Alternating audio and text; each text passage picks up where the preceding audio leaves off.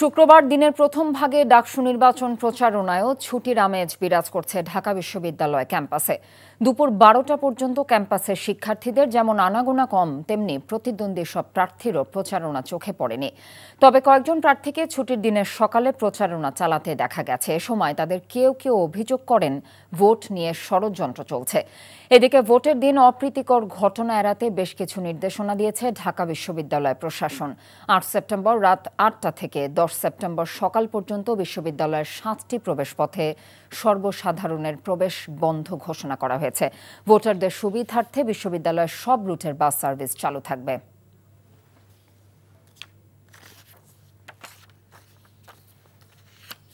দর্শক, এই মুহূর্তে ঢাকা বিশ্ববিদ্যালয় ক্যাম্পাসে আছেন সহকর্মী আপেল শাহরিয়ার, সেখান থেকে সরাসরি যুক্ত হচ্ছেন তিনি।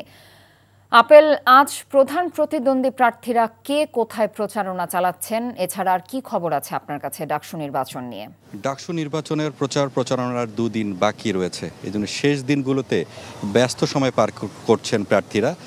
আজকে জুম্মার নামাজ আমি যতটুকু জেনেছি যে ছাত্র দলের যে ভিপি প্রার্থী আবিদুল ইসলাম খান, তিনি মহসিন হলে নামাজ পড়বেন এবং সেখান থেকে আজকের প্রচারণা তিনি শুরু করবেন। এবং ছাত্র শিবিরের যে সাদিক কায়েম রয়েছেন, তারও একটি পরিকল্পনা রয়েছে। মূলত আজকের এই যে প্রথম ভাগে সে ধরনের তাদের কোনো উপস্থিতি নেই, অর্থাৎ জুমার নামাজের পর 3টা থেকে তাদের সে ব্যস্ত যে কর্মযজ্ঞ বলি বা যে প্রচারণার যে ব্যস্ততা, সেটি তারা শুরু করবেন।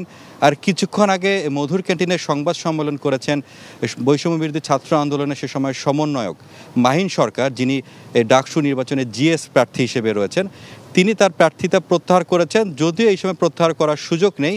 তিনি বলেছেন এবং তার পাশে আবু বাকের মজুমদার, যিনিও জিএস প্রার্থী, একসঙ্গে বসে তারা সংবাদ সম্মেলনে জানিয়েছেন যে মাহিন সরকার বলেছেন যে তার যে ভোটাররা রয়েছেন বা সমর্থক রয়েছেন, তারা যেন আবু বাকের মজুমদারের সাথে থাকেন এবং ভোটটি যাতে তাকেই দেন, সেটি তিনি বলেছেন। এবং আমি বেশ কয়েকজনের সঙ্গে কথা বললাম ভোটারদের সঙ্গে, তারা বলেছেন যে জুলাই গণঅভ্যুত্থানের সময় ছাত্রদের পাশে যারা ছিলেন এবং আন্দোলনের সময় যারা গুরুত্বপূর্ণ ভূমিকা রেখেছেন, তাদেরকেই তারা বিশেষ গুরুত্বের মধ্যে তারা রেখেছেন।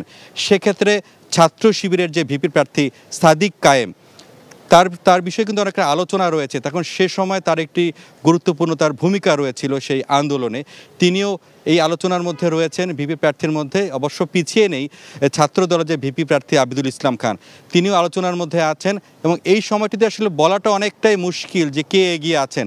সবার ভিপির প্রার্থী এবং অন্যান্য যে প্রার্থীরা রয়েছেন, সবার মাঝে এক ধরনের টান উত্তেজনা বলে এবং ভোটারদের মাঝে তারা শেষ মুহূর্তে তাদের যে বার্তাটি পৌঁছে দেওয়া, তাদের যে ইশতেহার রয়েছেন, তারা সেই বার্তাটি তারা পৌঁছে দিচ্ছেন। দর্শক, ঢাকা বিশ্ববিদ্যালয় ক্যাম্পাস থেকে ডাকসু নির্বাচনের প্রচারণার খবর জানছিলাম। বান্ডেল থাকলে প্রতি সেনমানিতে টাকা বাঁচবে। বিকাশ সেনমানি বান্ডেল কিনে জিতুন প্রতি লেনদেনে।